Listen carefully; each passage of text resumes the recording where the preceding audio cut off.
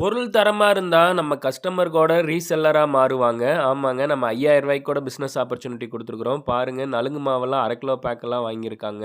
இது வந்து கஸ்டமர் வந்து திருப்பூர்ல இருக்கிறாங்க. ரெகுலரா நம்ம நிகழ்மகிழ் ப்ராடக்ட்ட வாங்கி பயன்படுத்தினது மட்டும் இல்லாம, இப்ப மக்களுக்கும் குடுக்கணும்னு ஆசைப்பட்டு ஒரு ரூ. 7000க்கு ப்ராடக்ட் வாங்கியிருக்காங்க.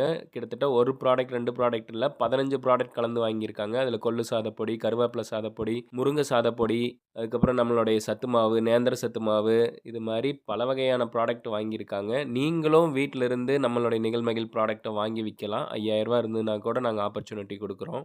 நம்ம மால்ட் வெரைட்டி வாங்கியிருக்காங்க. Beetroot malt, red banana malt, carrot malt, ABC malt, வேர்ல்டுலயே ஃபர்ஸ்ட்டு நம்ம தான் ஆலோவேரா ஜெல்லுல மால்ட் பண்ணியிருக்கிறோம். பிசிபி பாருங்க. பிசிபிங்கிறது மாதுளையில வச்சு பண்றோம். பஸ்ஸுல வந்துட்டு பாக்ஸ் கொண்டு போ முடியாதுன்னு சொல்லிட்டு அண்ணன் கட்டப்பை தூக்கிட்டு வந்துட்டாங்க.